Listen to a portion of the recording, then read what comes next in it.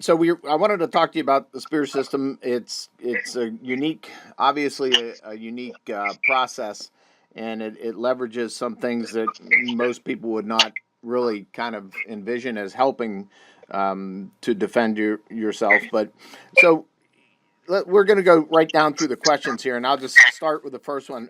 I'm familiar with it enough from the documentation on the web, but I've never seen it in action. So it's unique in the self defense world. What is it, and what really makes it that unique?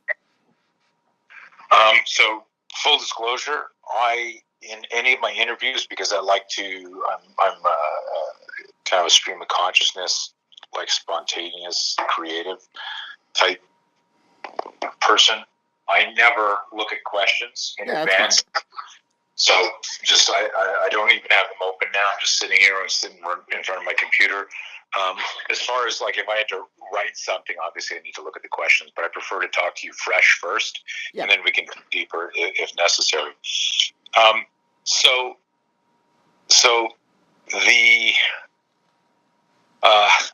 there's different ways to attack the the question, what is the spear system? In its shortest, most for lack of a better term, eloquent. It's the study of the startle flinch response in the human body, specifically looking at it in terms of an asset to self-protection.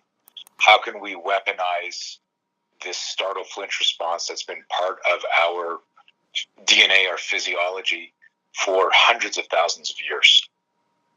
And so what I've done is I've spent decades studying the startle flinch, looking at its protective countermeasures that are just hardwired, instinctive, and then created, in the same vein as like a Pavlovian classical conditioning, a series of drills that helps the cognitive brain integrate this reactive brain response so that we're safer sooner.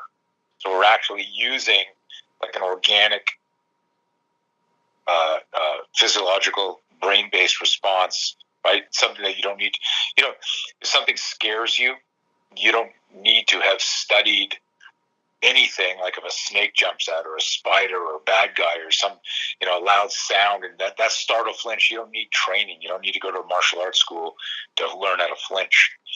But weaponizing it, not getting caught up in the fear loop, understanding, how the body starts to move when it's flinching, and then how to capitalize on it is what I spent most of my life studying. Okay, that's kind of where I thought it was based on the documentation. But so you're talking about this response. Is it generated by fear? Is that the primal kind of DNA code that triggers the response that you're speaking of? Yeah, so we don't know enough about fear. I mean, a lot of people talk about it and go, oh, it's fight, it's flight, it's freeze, it's amygdala, it's limbic system, it's this or that. There's current research, and I'm actually friends with some of the neuroscience people that are doing a lot of this research. They're still discovering stuff. So they don't know. But the reality is, if you had no fear of like a sudden stimulus, then you wouldn't flinch. So the joke I always make, and this won't translate well on audio and probably not, but I'll just tell it to you because it's a funny story, just to give you an idea, is, I'll be at a seminar, and this happened a few times, so I've got to use this line a few times, where someone comes up to me and I'm talking to somebody else, and they get close to me because I'm not looking at them, and then they go, ah, and they like try to startle me, and I turn, I look, and I go, why would you do that? And they go, well, how come you didn't flinch? I thought you said you always flinch, because that's, one of the premises is it's hardwired. This bypasses cognition. Your body flinches without your permission. You don't need to think, oh, there's a car, that ran a red light. It's about to hit me. Should have put my hands up to cover my head before I go through the windshield. That bypasses cognition, And so part of my lecture, I'm explaining to people that this is an unconscious protective mechanism that's part of our DNA, and everybody does it. you know? And so imagine like you've just been listening to a lecture for an hour, and then you're that contrarian nerd in the seminar that tries to sneak up on Tony Blauer and scare him. And he goes, "Woo!" And I'm like, look, I go, why'd you do that? They go, well, I thought you always flinch. How come you didn't flinch? And I look at the people, I said, you aren't listening carefully. You only flinch near danger, and you are not dangerous. Now, did you have another question, right? And everyone fucking laughs, right? Because, but the reality is this. This is actually a very subtle, fantastic point. Our body, it's almost like, like somebody training to read radar in the military. And their job is to look at blips that look like other blips and go, okay, there's something different about this one. There's something here. And it's not just this one's blue and this one's red. There's a lot of famous stories, of that. I don't even know what the name is. I got to look that up. What is it called when someone's like in charge of the radar screen? But whoever that guy is, who's looking at that going, hey, this looks like it could be one of our planes, but it might not be. There's something bothering me about this. And then pushes a button to shoot it down, risking maybe shooting down one of their own pilots. And it turns out, it's a missile. And they're talking about, all the technology, but it still required what I call the 3 I's: instincts, intuition, and intelligence. So the system that I built, or not built, the system that I've defined, because the organism exists, you and me, where I'm saying, hey, Stephen, like that guy over there, I don't like how he's standing, and you go, I'm not picking up any danger from him, and then we carry on, right? It's integrating that black box element into it, and that's not foo-foo or woo-woo stuff. Every victim of violence who lived to tell the tale said they had a bad feeling before the attack. That's 100% of every victim I've interviewed in a career that's going on 40 years, over 40 years. And then every book or article that I've read where, some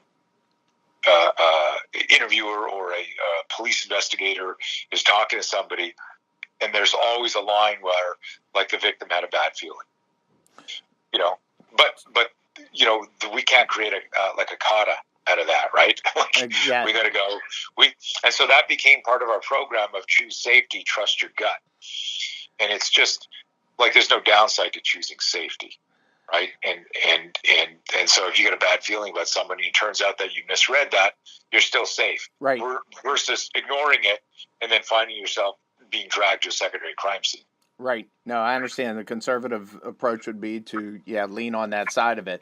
So the instinct that you're talking about, and it's kind of interesting what you're saying. As I'm listening, is it something? Is your goal to either suppress the instinct or to alter it in a first strike kind of methodology where you're going to rewire it to say, okay, I'm going to defend instead of get scared? No, neither. So it's a great question, but neither. You absolutely don't want to suppress it, right? Because, the drunk falls down the stairs and looks at the bottom and looks around and goes, whoa, watch that first step, and gets up. And then the person who's not drunk falls down the stairs and breaks their elbow, dislocates their shoulder and their knee. Why? Because the drunk was loose and just went with it. And the sober person was trying to resist gravity. And so what we tell people is, like, trust your gut, trust your instincts. If you got a bad feeling about something, it's funny. I'll give you a separate example and then circle back. We've got 5 dogs. In 2010, we had a home invasion at gunpoint. I wasn't home. My family was. We got through it fine. We talked about it on a podcast. It's worth a listen. We talked about it the first time publicly last year. And so we have all these dogs, and a couple of them are protection dogs. And they'll bark differently depending on who's at the door. And I can't see through the door, but I'll hear a different growl or bark. And I don't judge that. I just go with it. And I, I'll cage the dog, or I'll muzzle the dog, or I'll talk through the door going, hey, I've got some guard dogs here. I can't open the door now. I'll just trust it, because why not? Just fucking go with it. Like but what's funny is the kids, I got 2 daughters and a son. My son's not living in the house now. But when the dogs are barking and they're trying to do homework or watch TV, they're like, Duke, stop barking. And I'm going, no. Like, if your car alarm goes off and it's not a malfunction, that's not a good sound. And we should let the car alarm go off, because maybe somebody's running, or maybe somebody's running to. In other words, like, let's let the systems do what they're supposed to do. And this is an interesting point, is the reason there's so many victims now is because we've been all fucking domesticated. We've been taught we live in a bubble. We've been pussified. We've been taught the police will run in, or don't do anything because you get sued, or cooperate with the bad guy. You want to make things worse. So what we've done is we've actually suppressed, society has suppressed our survival instincts, where, a couple hundred years ago, man, we might have known each other in the wild, wild west, and guess what? We were both afraid of spiders and snakes and Indians and marauders and bad guys, but we knew how to hunt, and we knew how to fish, we knew how to shoot. It doesn't mean we weren't afraid. We just understood survival, that if we didn't eat or kill first, we were done. And that got weaned out of us, as soon as we started building walls and hiring a militia and outsourcing our safety. It's an interesting philosophical discussion. So as the startle flinch kind of reaction, are you suggesting then, again, you're not going to suppress it, and it sounds like you're not going to alter it, but you're going to kind of use it in a way to give you a preliminary look at what might happen? Yeah, so what happens is this. All confrontations flow through 3 phases, and it's typically linear. It doesn't have to be. Depends on the scenario. But there's a a situational awareness stage we call detect. Then there's if you can't avoid something or pick up danger from a distance, now you're in the car, in an elevator, in a confined space. Now you're in a verbal situation. You need to have another toolbox. So your first toolbox is actually not a lip service, hey, head on a swivel, watch out for the bad guy, see him before he sees you. A lot of that is just lip service. There needs to be drills and skills that develop what I call dissonance drills, where your body goes, I got a bad feeling about this street or that car or whatever it is. And then phase 2 is defuse and de-escalate. And then during that phase, your body is preparing for violence, because now you're really, if you can talk to somebody, you're pretty close, and you're trying to read body language, which is 60% of communication. And so we've got a whole bunch of very, very cool, interesting, I like to say proprietary drills, because we've been so fucking copied, but drills that we share with good humans in hopes to make them safer sooner, that are based on what I call replication theory. What we do is we study actual CCTV video of violence, reenact these things at slow, medium, and fast speeds, ultimately building up to, an altercation in a high gear suit. And what you're doing is you're actually, it's called metacognition. It's a neuroscience brain. I don't want to use the word hacking, but it's a brain-based modality that your brain essentially is a computer that tries to predict the future. And I've been teaching this for decades. Actually, Stephen, before neuroscience even explained how myelinization and neuron development occurred, and this is just in the last 10 years, the description of how the brain learns and best solves problems is actually the exact explanation for the ballistic microfight model that I created in the 80s, which was insane when I discovered that, because I never had language to explain what was going on and why students could learn so quickly. So what we're not doing is we're not suppressing, we're integrating. We're getting the cognitive brain to embrace and integrate what the reptilian brain would do anyhow prior to any training. So our thesis statement, and this was written in the late 80s, my first PowerPoint, what does your body do prior to any training? Does that have a protective or a combative application? If so, why aren't we integrating it? That was the thesis statement, like back in like the late 80s. And now we can explain from current neuroscience why the training and the drilling happens. So our goal is to be morally and ethically and legally above board, and you know, when I talk about the morals and the ethics, like we don't want our behavior to keep us up at night, to create PTSD, to you know, create any type of anxiety. So it's got to resonate with, like, am I a good Samaritan? Then we start with something that, you know, and this is like a parallel thought. If you're always, you know, practicing how to get out of a headlock, you're also always practicing how to get in a headlock. If you're always practicing how to block a punch, you're also always practicing letting somebody punch you. In other words, you always do one more rep extra of the attack. Does that make sense? Just in terms of classical conditioning. Yes. So if I do my 10,000 hours of, you know, defense from rear strangle, I got to do 10,001 reps of letting somebody strangle me so I can practice the counter. Well, there's value in that. If we're talking about a pure, true, legal, moral, ethical self-defense system, we're talking about avoiding at all costs the violence and the level of violence that it can escalate to. So if I think I'm being followed and my self-defense protocol of choice is, I study Jeet Kune Do and I've been really getting good at the straight blast, is to close the gap and straight blast the guy. Well, what I'm actually doing is moving towards the danger and then escalating the violence. If my unconscious bias, and I mean this in a neuroscience sense, my unconscious bias, my neurons and the myelinization that has occurred from years and years. This is a true story. I was recently working a private military contract, and one of the guys in the course is a world-class jiu-jitsu guy. And every time in the scenarios, we're using our high gear, we're using long guns, we're doing a force-on-force prisoner handling scenario. Every time the role player went to tackle the good guy, this guy would hook a guillotine and then slide out into the spear tactic, into the takedown. And I would say over and over again, don't do the guillotine first. When you do the guillotine, you're tying up one of your transition arms. If you need to get to your knife, your pistol, you got your arm under his neck and your other hand's on your long gun. You're tying it up. You don't need to do that. Bypass it. Just do the spear. And he's going, I got it. And he did this like 10 reps in a row. And I keep stopping him, like politely going, you're still doing the guillotine. He goes, yeah, okay, I got it. Like he had no idea that he was doing it. Why? Because now there is no such thing as muscle memory.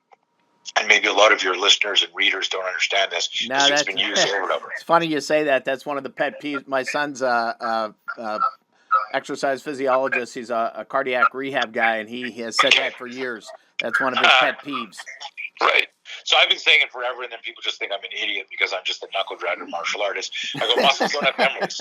You know, muscles don't have memories, but you do have neurons and neurotransmitters and synapses and myelinization.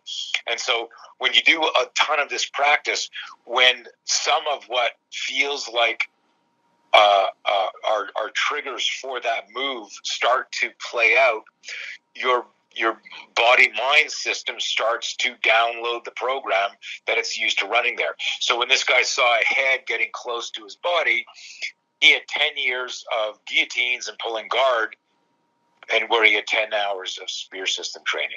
And so his body-mind was defaulting to the operating system that he had installed previously. Okay. Right? It's a fascinating thing. So what I'm doing is trying to get people to go, look, here's what we see. And one of my favorite, maxims, and I say this, and a lot of traditional, classical, and hardcore martial artists think I'm poking fun at them, and I'm certainly not. I'm a diehard martial artist. I've been a martial artist for almost 50 years, involved from wrestling to boxing to taekwondo, and then of course 40 years teaching self-defense. And I love martial arts, but I do not confuse violent encounters and true self-defense with reality-based self-defense, which is a martial art, traditional martial art, or MMA or combat sports. And I say this, and so the maxim is, it's not what you believe, it's what we see. Don't hate me, hate the bad guy. In other words, you can believe everything you want, but when we watch CCTV, body cam, helmet cam, dashboard video, iPhone, videos of incidents, you don't see, of the thousands and thousands of incidents we can watch, you don't see technical, tactical, martial art, complex motor skills. In fact, when you see like trained people fighting in the street when it's real violence, if it weren't for the uniform, you wouldn't even know who the good guy or the bad guy was, because you can't tell by how they're moving. You see people scrambling to survive. And a lot of that is because they've practiced D3 their whole life, the fight part, and they haven't thought about, in terms of professionally, ethically, morally, legally, D1 and D2. Because when you start to think about, how do I choose safety? And a lot of people confuse choosing safety with playing it safe. Sometimes the safest thing might be to move right into the fucking belly of the beast, right? Sometimes the safest thing might be that preemptive strike. But you need to be at left of ambush. You need to be on the outside, kind of looking in. I wrote this morning, I'm working on writing 3 books at the same time, and I was thinking about situational awareness today, and I wrote this, and I'm sharing it with you. It hasn't been published yet. That true situational awareness is knowing where you are in your head. Where if you ask any expert to define situational awareness, they're always going to talk about the ability to pick up external anomalies, right? Right. What's wrong with this picture? And I'm going like, none of that matters, because every victim of violence who lived to tell the tale said they had a bad feeling, but they couldn't get out of their head.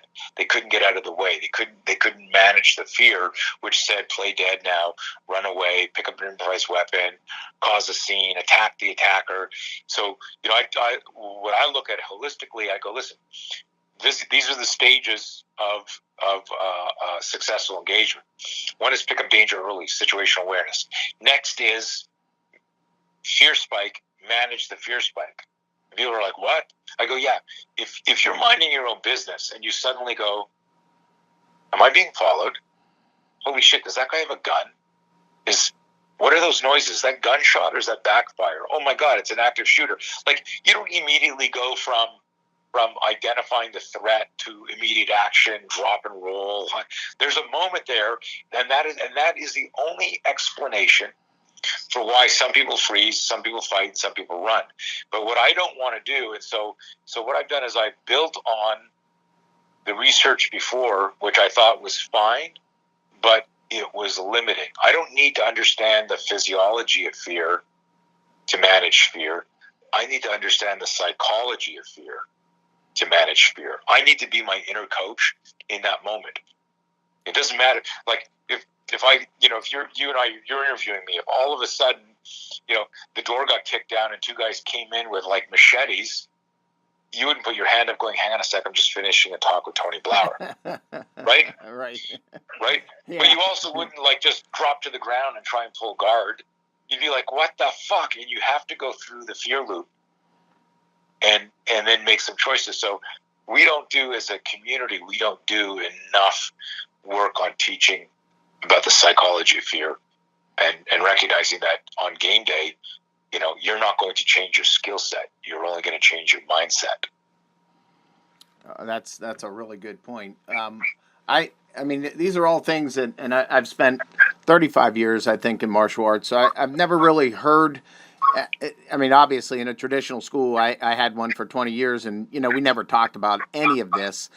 Touched on it a little bit, but it sounds like the fear, the instinct, and the fear are the alarm system, and we get it when we know something is wrong. But you're saying that there's an intermediary step there before action, that you have to control that fear and know what the right action, the next right move is. Yeah, well, and that's where scenario training comes in. And if you look at my body of work, which wasn't like I wasn't 20 years old and went, oh, like I'll build the ultimate self-defense system. I mean, this is like decades of work where, uh, you know, I started like building the scenario system back in the 80s, the panic attack drill that put me on the map through Panther Productions. And we called it the panic attack because we used to, invite anybody could come and sign up, and we'd have these street fighters and martial artists and all these people. Like there was this underground. It was almost like Fight Club with equipment. But instead of just sparring with each other, we would set up scenarios. So it was like, okay, we're going to do like, here's like 6 or 8 different scenarios, and what would you do here? And people would write down what they thought their go-to response would be on an index card. And then we would put them in a scenario, and almost everybody panicked. So the drill became, literally it'd start off with like, hey, street self-defense seminar this weekend. And then like within 3 months, it was panic attack seminar this weekend, right? The name evolved out of observing the behavior. And it was like tongue in cheek, and like, don't panic, like we're gonna do the panic attack. And I didn't back then in the 80s there was no language like stress inoculation and stuff. But that's what I was doing, is people were getting good at it, because at the end of the day, if you stand in front of like 10 people in your school and you put gear on and you go, hey, pretend you're mugging me, and then at a certain point just like punch me in the stomach or punch me in the head like a mugger. Well, how many times do you have to see that before your brain starts to pick up the pre-contact cue of an elbow moving or a hand moving or the pec flexing or a sudden inhale as somebody locks and loads their energy system to launch, right? But think about this. If you start off all your training sparring, where does sparring start, Stephen? Right? We agree we're just going to go to the body. I forgot my mouth guard. Okay, let's go to the head. Okay, got the gear on. You tap gloves and you start shuffling around with your hands up. So all of the pre-contact cues, all of the indicators of a shot coming have been kind of like eliminated by nature of the sport model. And so what we did is it was just a counterintuitive. It was just an intuitive insight. Why? Because one of my students lost a fight in 1980. And I was teaching, it was a bully situation that his dad hired me to help him out of. And I was very clear that we would not do anything retroactive as far as violence goes. That this kid hadn't put his hands on my student yet. It was just verbal abuse. But, back then we didn't know how dangerous that was to somebody's psyche. A lot more research on what that can do to kids these days. And so I was teaching this kid, Mitch, and then one day he gets tripped by this guy when he's running late to class, and he falls down and his books go flying, and all the kids are laughing, and he loses his shit. Mitch picks up his books, and he's swearing under his breath, "You motherfucking asshole." And the bully gets up and says, "What did you say?" And he gets right in his face. And Mitch goes, "What the fuck? I don't even know who you are. You've been harassing me since school started." And the guy shoves him and goes, "What are you going to do about it?"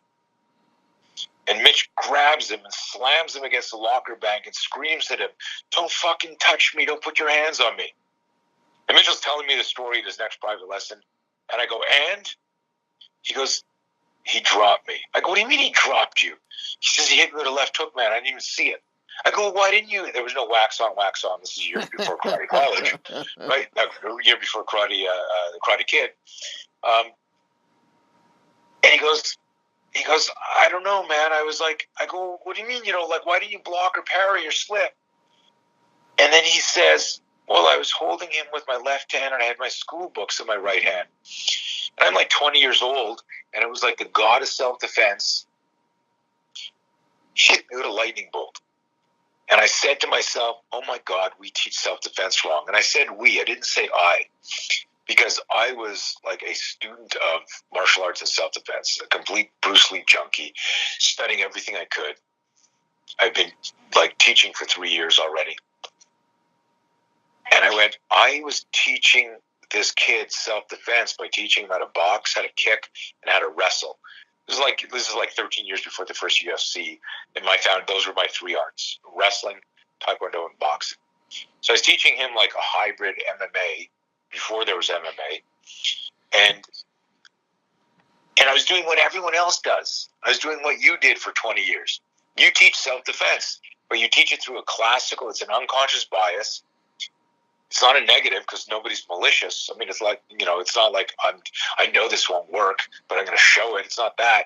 We believe it will work because we're trying to get good at these sequential drills. But nobody ever stopped to go like, do people actually attack us that way anymore? And more importantly, when we're the intended victim of an attack, are we in the same mental state as 45 minutes into our class after a warm-up when the instructor says, tonight we're going to spar, get your pads on, right? Like there's no announcement in the street attack. And what does that do to our emotional psychological system? Does that change your breathing? Does that change the oxygen flow to your brain? Does that change your complex motor skill, your finesse, your energy systems? And this is what you can observe that all over. And even till today, here we are decades later, we still have performance anxiety, performance performance coaches and peak performance and sports coaches who just classify things under performance anxiety, and you got to do breathing and you got to do visualization, but they're not getting deep into what is the fear. And when you can look at the fear in the eyes, you can help liberate your student or yourself in that case. And that is what I accidentally, like an archaeologist, discovered over the next couple of decades. So, and it's so on point to what I saw. And after a 20-year career of teaching, 30 longer than that, but 20 of teaching at a school, and it became brutally clear to me just a little bit into the program, like after we graduated our first degree black belts, our very first crop, that there wasn't enough in a classical system to keep them interested. They were just simply, leaving the program. And whenever we started introducing self-defense outside of the Taekwondo system, it people really, really gravitate. How do you insert reality into the training? You walk that very fine line between somebody getting hurt and, having enough reality. I'm sure the equipment helps, but, what kind of, what would you suggest to people that are not, at the high end of the food chain like yourself and others that are elite self-defense instructors? What could you give to somebody to say how to get their training closer to reality? Well, like anything else, there's a formula. There's a menu. There's a recipe, and so we designed courses for firefighters, for cops, for military, for martial artists, for doormen. And what we do is we start off with a foundation, almost like Maslow's hierarchy of needs, is understand what is survival in this case. And so we start off by running through what I call the spear system essentials of physiology, physics, and psychology, because no scenario-based protocol will make any sense if your performance anxiety is preventing you from even like experimenting or experiencing. It's funny, like as a sidebar, fear pretty much ruined my enjoyment of anything I did growing up. I was a really good skier. I was a really good wrestler. I was good at tennis. But anytime I had to compete, I wanted to throw up. I hated it. But, when a coach would say, "How you doing? How you feeling, kid?" I'd always go, "Great. I'm fucking so excited for this," right? Because we don't know how to talk about it because it doesn't make sense. And I think I'm probably speaking for, 3/4 of the population, if not more, that if I say, "No, just go up to that girl, ask her to dance," like, "No, I'm okay, I'm good." But really it's because you're nervous, worried about rejection. You're worried about failure. And so this whole thing became like a whole, like the fuel of everything we did became this understanding of the psychology of fear. And so, I'm not trying to avoid answering the question and go, "I don't want to give the recipe," but it's it's this idea that at the end of the day, when I peel any onion with anybody, if someone goes, "Hey, Mr. Blauer, I want to book a Skype call with you and pick your brain for an hour. What should we work on?" I always go, fear.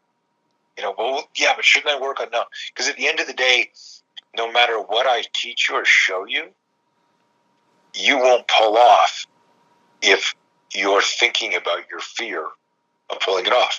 So if you didn't fear fear, what would you do? If you didn't fear fear, would you be an actor? Would you be a singer? Would you be a rock star? Would you be an astronaut? Would you skydive? At the end of any, like at the core of everything we do is this moment where we go, is this desirable or less desirable? Is this dangerous or not dangerous? Will I like this? Will I not like this? And that's all part of the fear loop. So getting back to, what would I teach people? Well, it's mandatory if you train with us that, it's funny, and I apologize for all the tangents, but they just pop into my head. I've got about 700 people interested in doing our instructor course. And these names aren't, it's not like I got 700 phone calls today. There's like a list, for the last 2-3 years. And they're afraid to pull the trigger on it because it's like, there's some, online on-ramping.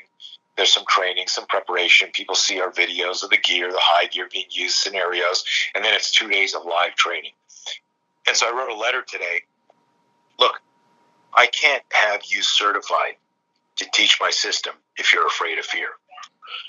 Because that's the most important thing that we teach. It's a central element. Yeah. Right.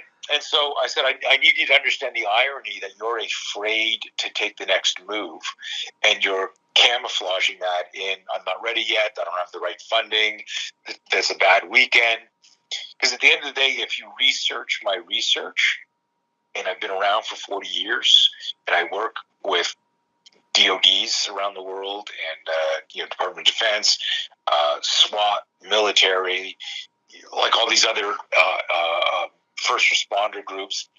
These people are people who you and I can run away from the danger because we're citizens, but these people are professionals, and they move towards the danger. So their commitment to understanding stuff is a little deeper than ours, although it should all be the same. And they use us, right? So I say, research my research. There can be no reason why you wouldn't want this training in your personal arsenal. It'd be like somebody saying, hey, that jacket you're wearing isn't waterproof. Would you like to make it waterproof? You need to go to Gore-Tex and get this membrane. And I'm like, the spear system is the membrane, right? It's this connective tissue between startle, flinch, convert, weaponize the startle, flinch, create some space, and now transition to a complex motor skill. So a lot of it is like, how do I weather the ambush? And then if I'm a boxer, I'll let my hands fly. If I'm in Krav Maga, I'll use some of my complex motor skills from there. If I'm a grappler, I'll use that. And I'm not saying that's the best or optimum strategy, but we always say, if you don't weather the ambush, you're not in the fight. Bad shit's happening. So tie that to your scenario question. We don't spar when we do scenarios. We have very specific rules. There's a good guy, there's a bad guy. The drilling starts off at almost like blocking it out like a stunt man would block at a fight scene, and then we build up and escalate into a real-time, real speed event with gear. The reason we do the blocking and slow and medium speed is because, and this is neuroscience, it's how your brain learns to solve problems. It's a metacognitive process where the brain starts to, through mental blueprinting, starts to pick up movement, intention, body language. And so what it starts to do is improve its perception speed and therefore decrease reaction time as you do realistic reps. So, we call this the 3 R's of scenario training. The 3 R's are realistic, relevant, and rigorous. And you do that, and you can't be an ass clown when you're doing this. And what that means is, if I go, hey guys, we're going to practice, one guy assaulting somebody else in a road rage, car incident. We'll talk about the scenario. We'll look at some videotapes of that. We'll replicate the attack. So like I could show like a sucker punch in a street fight, and I go, is that a good right cross? And 20 people in the seminar will go, no. I go, so are we going to throw a good right cross, or are we going to throw this shitty punch that we just saw on the CCTV? And everyone better say the shitty punch. Why? Because that's what people do in real fights. If somebody gets into a Golden Glove boxing stance with you, you need to step out of range, right? Like they just told you. It's almost like one guy playing poker with his hands exposed and the other guy not, right? And so there's a very specific protocol, without getting into too much detail in this interview, where we say this is the good guy and this is the bad guy, and these are our behaviors, and we do them through very, very specific stages. One stage is called primal, one stage is called protective, one stage is called tactical, and you do those until it's almost like an intuitive cue, like let's say you just finished working out, and there's a moment where after some anaerobic workout you go right, and then suddenly your state changes and you're starting to like down regulate. You know what I mean? Mm-hmm. There's a moment where you're like, and you're like, control your breath, deep breath, and go. And so it's almost like that intuitive moment where so we all say, okay, do 7 reps of stage 1.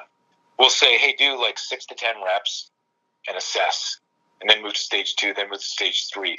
And then stage 4 would be more of a freestyle rep. But if you have just been practicing, let's say, bumping into a guy in a bar, he gets into a verbal assault, and then the guy tries to sucker punch you in the bar, there's a very specific protocol where you isolate the sucker punch.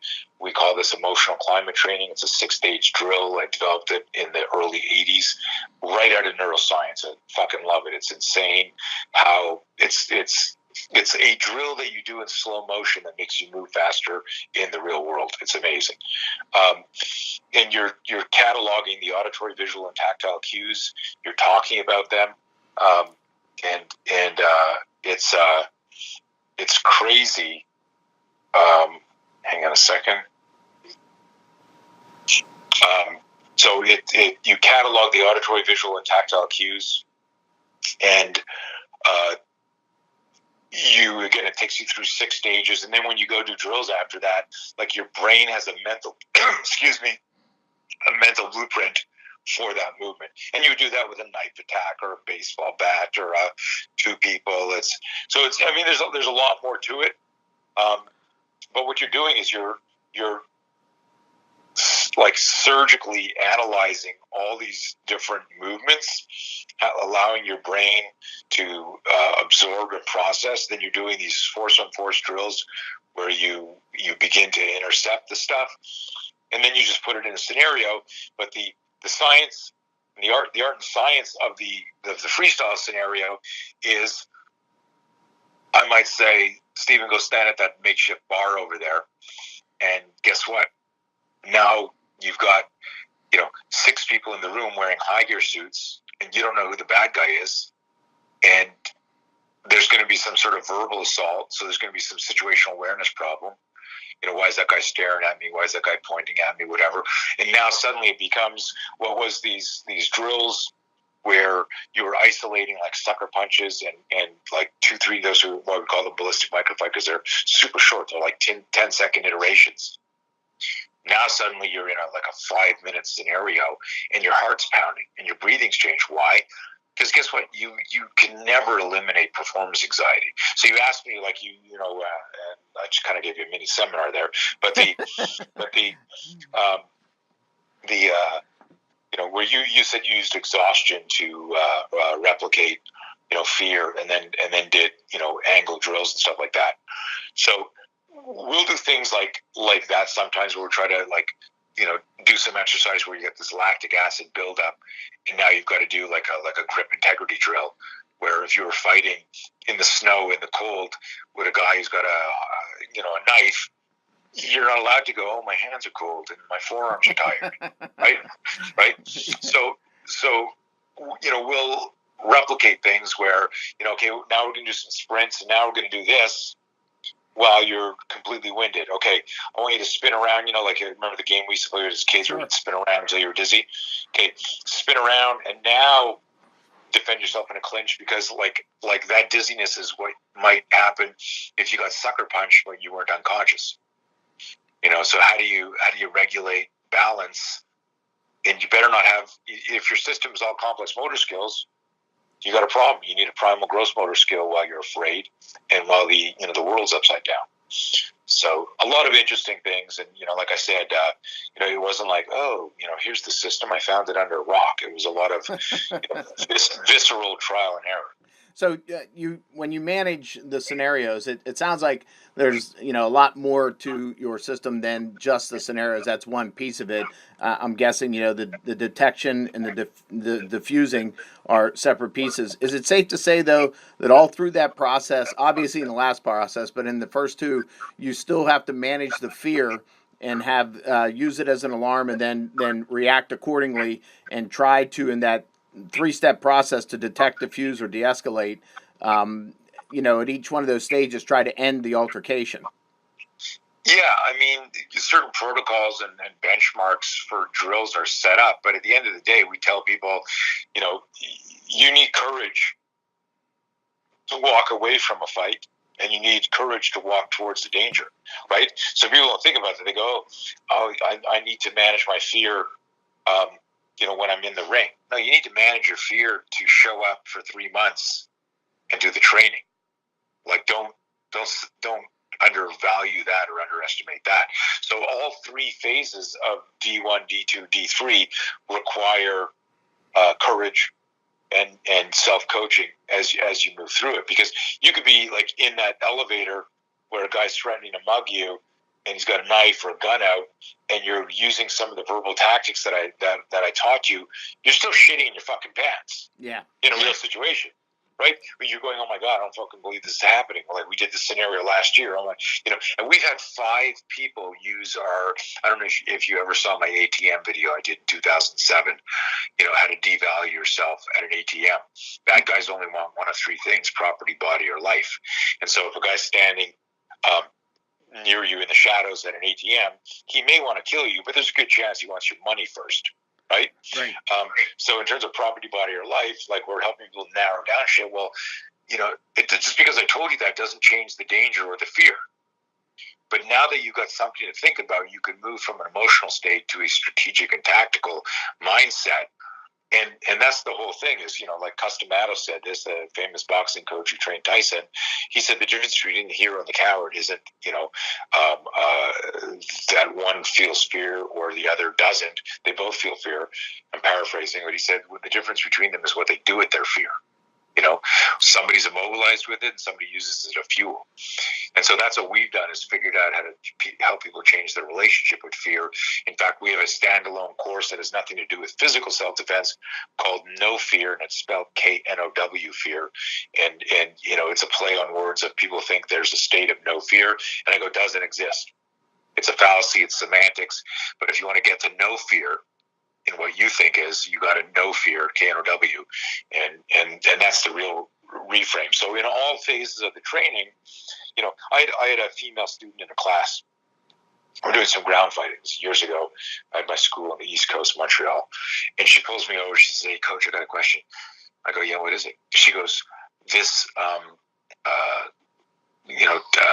reversal that you're showing us when somebody's mounted, it's working with my partner here, but she's the same size as me. Will this work with somebody like Mauricio?" Mauricio was this like Samoan dude who was like 260 pounds.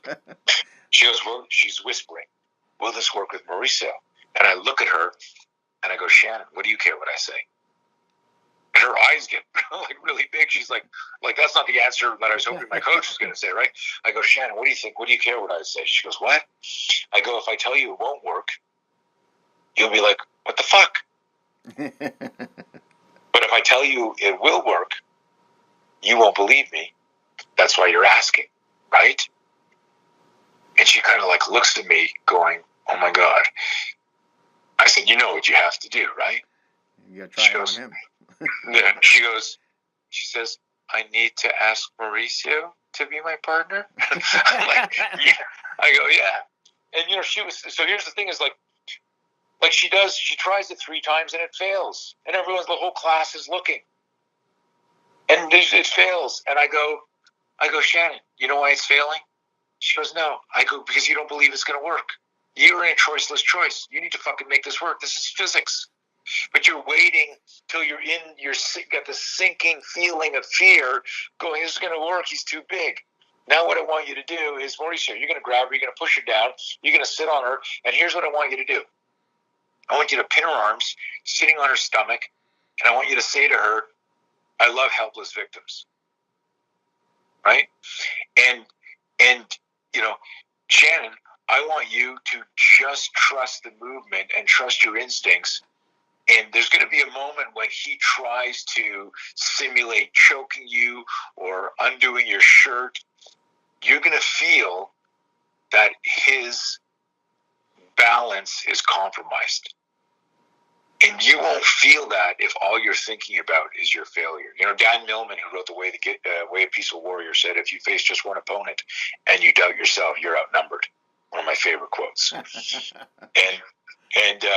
So she did it again, and she fucking bucked him, and he went flying. What he did was, like, when he was sitting on her with her arms pinned, and he was like at all four posts, controlled. She was trying to do it before. Nothing was happening. Now I said, don't just sit there and try and resist it. I said, Mauricio, what would you do if you were a rapist? Would you strangle her first and scare her? Would you tear open her shirt? He goes, I'd probably rip open her shirt. I said, go rip open her shirt. As soon as he did that, he suddenly had a 2-point stance, not a 4-point position, right? And she bridged him right there, and he went fucking flying, and she fucking panicked her way out and scrambled out. But that's what people aren't teaching. There's a fixation on technique instead of tactics. And so that's one of our mottos too in training. Don't confuse technical for tactical. Yeah, that's really good. I mean, I see that in hindsight, looking back at what I taught, and I still train, but I don't teach as much. I kind of sold my interest in the school years ago, but I still stay close to it.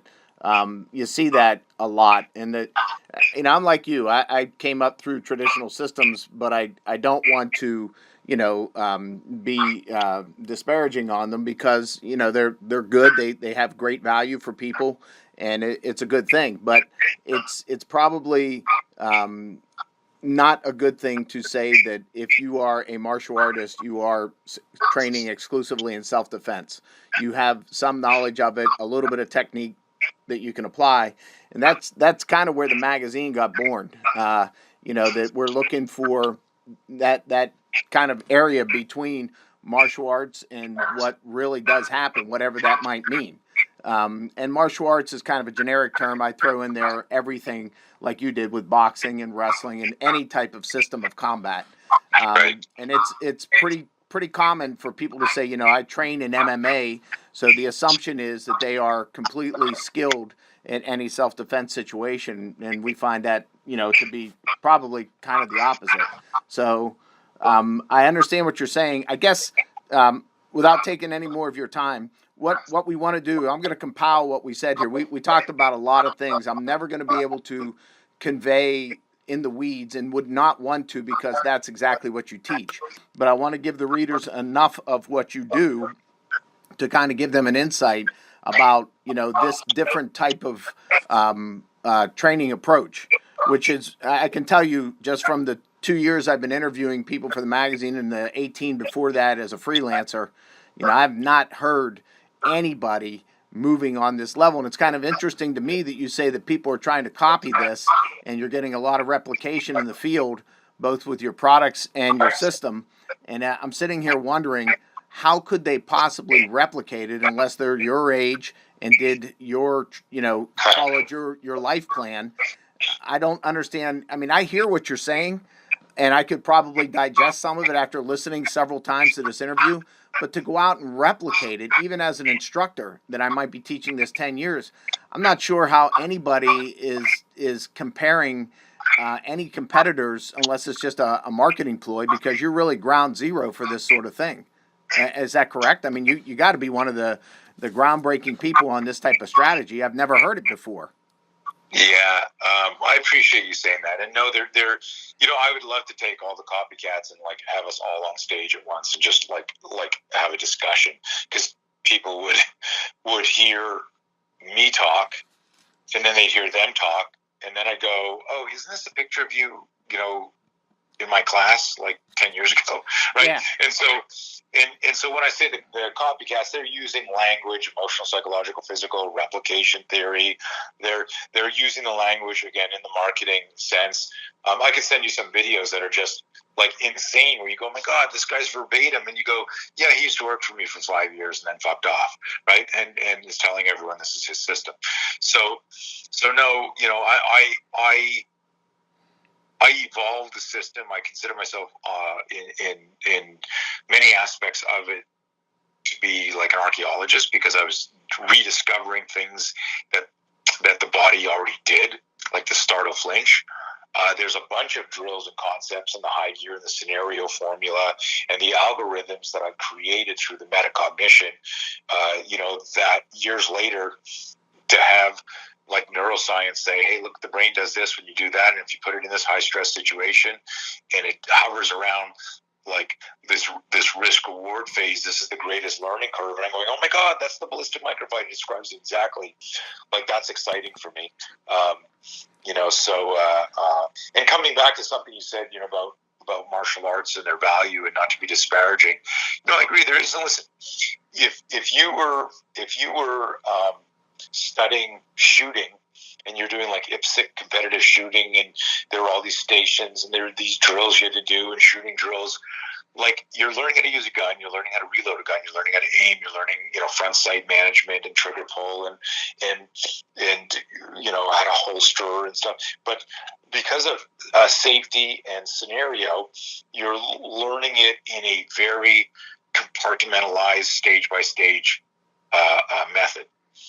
And while there's great value from that, imagine if you're a top competitive shooter, and then suddenly your front door gets kicked in and two guys come in like with guns.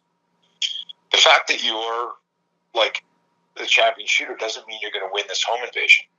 The psychological impact, the emotional impact, the shooting another person, shooting somebody who's moving, the fear of getting shot. People qualify all the time on the range, and when they do force-on-force training with simunitions or UTM, like marking cartridge rounds, their accuracy goes out the window. And these are people who do that for a living, right? And so, I train these guys, and I know this, and so what I do is I change the training by getting them to understand startle flinch conversion, but first talking about the psychology of fear and physiology and how it bypasses cognition. And it's the same stuff. And when they understand how the human weapon system works and is organized in times of high stress, they can now exert some psychological mental toughness on what they're doing. It's when you don't know what your body's doing and it surprises you that you kind of freak out. No, I completely agree with that. That's that the startling impact of it is what freezes people for sure. They haven't seen it before. Well, it's because the first place you're hit, and here's the interesting thing. I was just listening to this book on brain science this week, where this neuroscientist said the first place that responds to high stress is your emotional system, not your brain, not your psychological, your emotional, which is amazing, because if you were in my class 30 years ago, I would ask the question, anybody who's trained with me can vet this. I would say, where's the first place you're attacked? And people go, I don't know, like you get punched in the face. I go, no, your emotional system. Then your psychological system. You get a bad feeling. Then your brain goes, what of the bad feeling? It starts a movie in your head. And then the physical assault happens because you're distracted. And it's so cool. And I don't say any of that to go, oh, I'm a neuroscientist. I'm not at all. But it's nice to have these doctors explaining things, because they've got these amazing machines, observing like brain activity during these stressful events and these their own scenario training, and going, oh, look what lit up here. Oh, look at this shit. Look what happened here. And it's everything is consistent with what we're doing. So it's very, very exciting. Very exciting time for us. It sounds like, as a pioneer of this, you married science to reality for the best response, in an attack situation or in a threatening situation. And that is, it's refreshing, but I will tell you, in a true sense, it's unique because not to be disparaging, but there's not a lot of traditional systems that you could the true traditional systems that you could say in the 21st century are founded in science. I don't see that very much. It could be maybe some physics or whatever, but I don't really see it in terms of science. And this is what I wanted to say is like, listen, um, traditional martial arts and classical martial arts are like the guy at the firing range who just likes to shoot. And what he needs to do is, like, he goes out and he's got a ritual of putting his weapons out on the range, and he shoots his guns, and then he shoots a long gun, and then he cleans them, and then he looks at his targets, and it's done at his pace. Real violence is done at the pace of the bad guy. The bad guy starts the fight. The bad guy picks the location. The bad guy chooses the level of violence. If we've never thought about that, then your relaxed ritual of how you warm up before you spar is out the window. And if things are happening too fast, we get overwhelmed. That's just a human condition. And so anybody, could be Taekwondo, could be Kyokushinkai, Goju-Ryu, obviously some arts. Like if you're doing Kyokushinkai and you're doing full contact, or you're doing MMA, some of the conditioning and some of the fighting will better prepare you for sudden violence because of the impact, brutality, or reality of the contest. But it doesn't change the emotional, psychological impact of sudden violence. That's the pioneering piece of this. So some people, that's why we like to say, like, hey, we are like Gore-Tex. So that you could, like, I used to give this analogy, spears a bridge to your next move. If you're listening to this, or you're reading this, and you're a recreational or serious martial artist, and you love the culture, the environment, the experience, your body type loves Taekwondo, your body type loves Jiu-Jitsu, your body type loves boxing, continue to practice that stuff, because you're developing, forget the meditative and fitness aspects and all that. You're developing skill sets. Right. But you need to have a workspace for that skill set to happen. And in an ambush, your body startle flinches, so you actually implode on yourself. You're turning away from the threat. These are just physiological responses. You need to convert the flinch. You need to weather the flinch. So we tell people, if your style, for example, is I'm going to name 3 technical outerwear brands: Mountain Hardwear, North Face, and Arc'teryx. Right, great brands. They're all the same price, ridiculously expensive. They all buy their waterproof membrane through 3M or Gore-Tex, right? But their design is unique, and their label and their branding is unique. But what makes them waterproof is somebody who has a patent on the membrane, right? And so I say that understanding the spear system is like the membrane. It's the fascia, it's the connective tissue that makes you safe in sudden violence. Weather the ambush, create some space, then kick the guy, or sweep the guy, or take him down, or hit him with a death touch, or whatever you need to do. Now we have, and I say that because a lot of the people who train with us, like our train the trainer course, that is only attended by people with prior martial art experience, right? So 100% of, and there are a couple of anomalies, but if I round it up, it's 100% of the people for the last, since 2001, I don't know how many years that is, 27 years. Is that 27 years, 2001? 17 years. 17 years, I screwed up again. So for the last 17 years, I've run, I think, 77 consecutive Spear PDR certification courses. These are the weekend courses. Every single one of them has somebody from a martial arts system who like you, like if you didn't have the magazine and however you discovered me, if you were like looking to open up a school and teach something more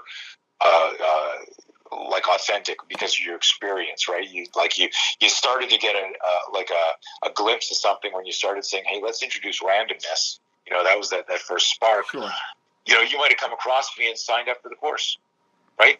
And so you'd be one of those guys with 20 years experience. So everybody who trains with us is a conscientious martial artist who wants to make their community safer, but realizes something's missing. They don't know what it is.